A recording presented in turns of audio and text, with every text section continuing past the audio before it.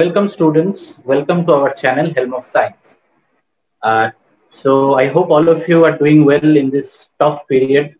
So the pandemic has again arrived and it has uh, bringing a lot of difficulties in our lives. So it has taken a lot of lives. So I hope that all of you are trying to stay safe and fit and fine. So in these tough times, we have to continue learning with all the chapters and all the syllabuses that we need to cover here.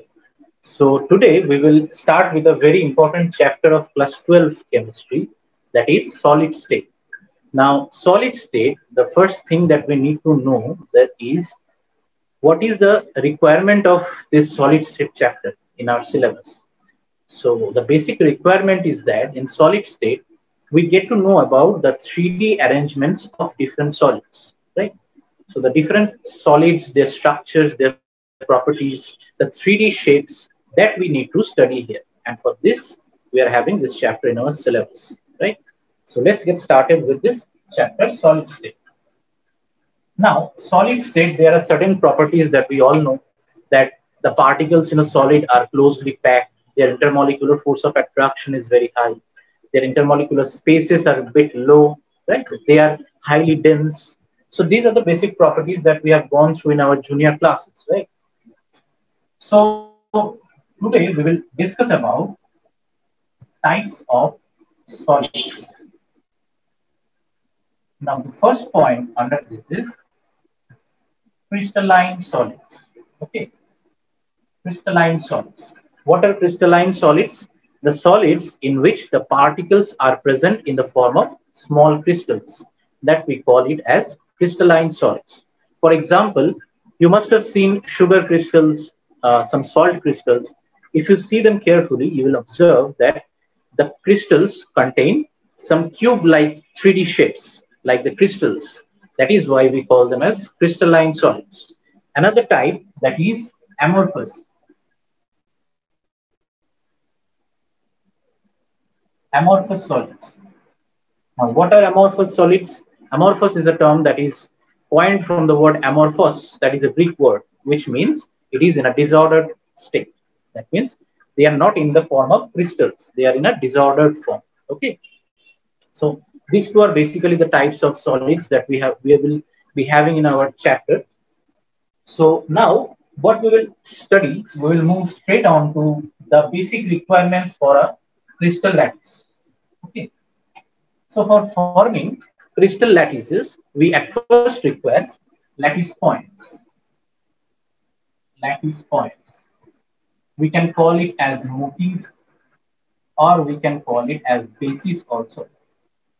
So what do you mean by lattice points? See, I'm giving you an example. Suppose we have to build a huge building. So in order to build that building, what do we require? We require sand, we require bricks, we require some pebbles. All those things are the basic requirement for a large building to make, right? So in this case also, to build or to produce, to generate a crystal lattice, these are the basic requirements. So lattice points are generally the structural unit of a crystal lattice that generates the crystal. Okay, so they are the structural units. Structural units of a crystal lattice. Okay, they are the lattice points. Next, we will study about unit cell. Okay. Now, what are unit cells? Unit cells are the smallest part of a crystal lattice, which when repeated again and again in order to form a large crystal. Okay, that means they are small units that are merged together to form a large crystal. See, how can the crystal be formed? Suppose these are our lattice points. Okay, these are our lattice points. So what we have to do, we have to join these lattice points in order to form a unit cell. See, the lattice points that are joined to form a square shaped structure, this structure we call it as unit cells. Now they will undergo repeated divisions to produce a large size crystal like this. So we are producing a large type of crystals with the help of the unit cells. So these points are basically our lattice points. This particular part is our unit cell, and this entire thing is our crystal lattice, right? So this is how a crystal lattice is actually made of. So next we will move on to certain things that we need to know before going to the types of lattice. Okay. So this is a cube. Okay, this is a cube. This is a 3D structure. This is a cube. Now we need to know. All of you should know that a cube has 6 faces. It has 8 vertices and it has 12 edges. Right. So for a cube, we know vertices are 8, edges are 12, and faces are 6. So how to draw a cube? Let's draw this.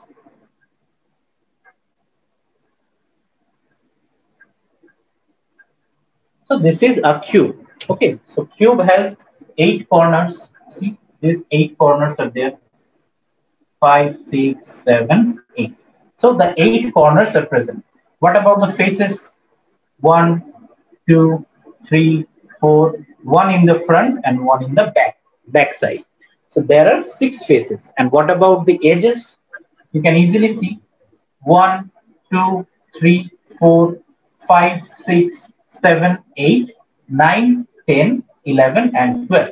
Okay, these are the 12 edges that are present in a cube. Okay, so these 3 things you all know that in your junior classes. Now let's discuss about something more. So I have already discussed that what is the requirement of solid state chapter. So basically it deals with the 3D arrangements. So for 3D arrangements, we will require 3 axes, isn't it? 3 axes is required. So generally we term them as A, this is B, and this is C. A, B, C. Now A, B, C are called axial lengths. Okay, axial lengths. Okay, the lengths that are covering their axis is called axial lengths. What about their angles? See, suppose the angle between A and B, I am considering it as alpha. Between B and C, I will consider it as beta, and between C and A, I will consider it as gamma. So alpha, beta, gamma is our interfacial angles. Interfacial angles. That means the angle between the 2 adjacent faces of a cube or of a cubic crystal is known as interfacial angles. Okay. Next, we will move on to the type of unit cell. I hope all of you have understood this. Next, we will shift to types of unit cell. How many unit cells are there? Types of unit cell. The first type of cell that is there is simple cubic unit cell. This we can abbreviate as SCC. Okay, this is our simple cubic unit cell, right? Now, in these unit cells, we need to at first determine how many lattice points are present. Okay, that means how many points are present in order to form this type of lattices, right? So let's just draw the simple cubic lattice.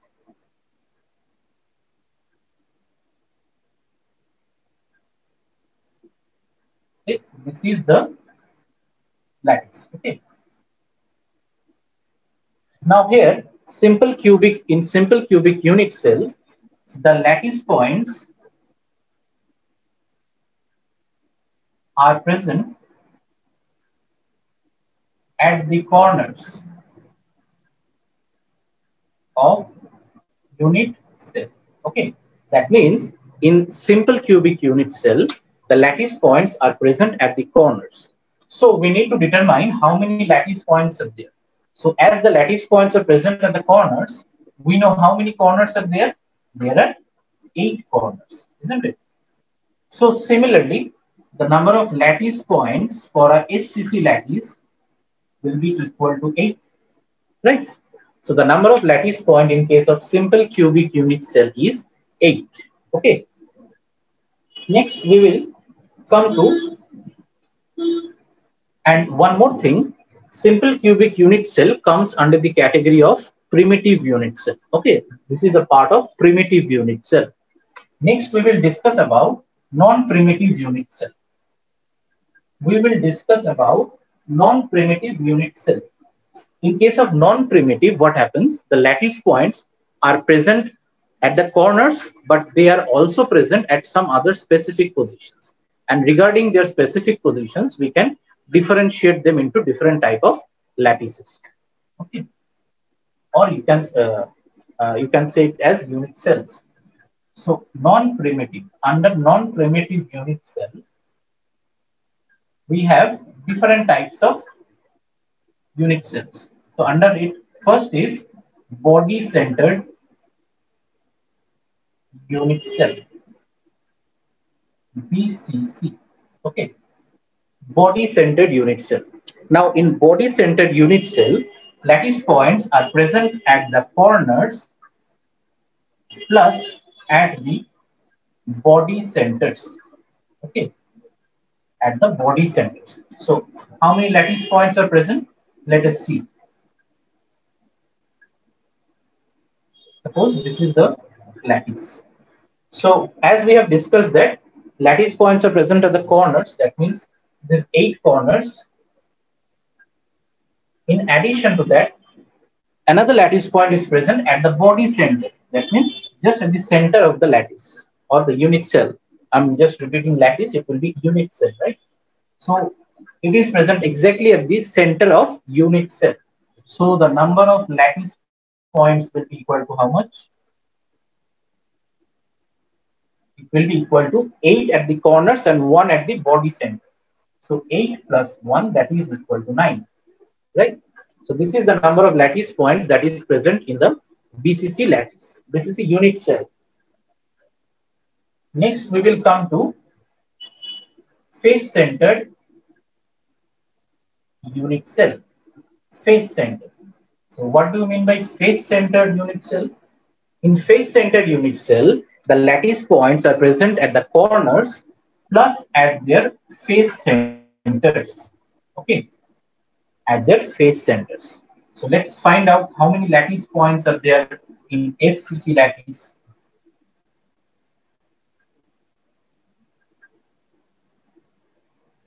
So present at the corners, this is fine. There are 8 corners, so lattice point will be present at the corners, also at each of their faces. Now in a cube or in a crystal structure, there are 6 faces. So 1, 2, 3, 4, 5, and 6. So the number of lattice points will be equal to how much? 8 plus 6, that is equal to 14. So there are altogether 14 lattice points present in the FCC unit cell. Okay. Next, we will move on to end-centered unit cell. End-centered. Write down the third one. It is end-centered unit cell. Now, what are end-centered unit cell? In end-centered unit cells, the lattice points will be present at the corners and at 2 any two opposite faces of the unit cell. Any two opposite faces. So corners plus at any two opposite faces. Okay, any two opposite faces. So how to find out the number of lattice points here? It's pretty simple. You have to draw a unit cell. 8 corners are there, so 8 lattice points will be there. In addition to that, lattice points will be present at any of the two faces. It can be here and here also. Okay, it can be top face and bottom face, or it can be front face and back face, whichever you want to apply. But remember that the lattice points will be present at the two opposite faces, not adjacent faces. It will be present at the two opposite faces of the unit cell. So total lattice points will be equal to how much? It will be equal to 8 plus 2, that is equal to 10. So there are 10 lattice points that are present in end-centered unit cell. Okay. Now there is another unit cell present which is somewhat hypothetical. That means that sort of a unit cell does not exist in reality. It is a hypothetical concept. That is edge-centered. Edge-centered unit cell. Okay, edge-centered unit cell. So in edge-centered unit cell, what is the criteria? The lattice points will be present at the corners and all the edges of the unit cell. So to find out that, we have to draw in. So if this is the unit cell, then lattice points are present at the corners, that is fine. But they are also present at all their edges. So at their edges means they will cover each edges. Okay, like this. So they have covered all their respective edges. Lattice points are present at each of their edges. So total lattice points will be equal to how much? It will be equal to 8 at the corners plus 12 at the edges. So that is equal to 20. So there are 20 lattice points that will be present in an edge-centered unit cell. Okay.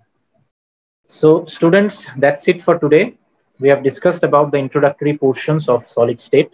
In the next class, we will be discussing more into the details about the chapter. So until then, all of you stay safe, take care of yourselves. And if you like the video, then share it among your friends and do subscribe to our channel Helm of Science for more of such videos. So until we meet in the next video, a big thanks to all of you.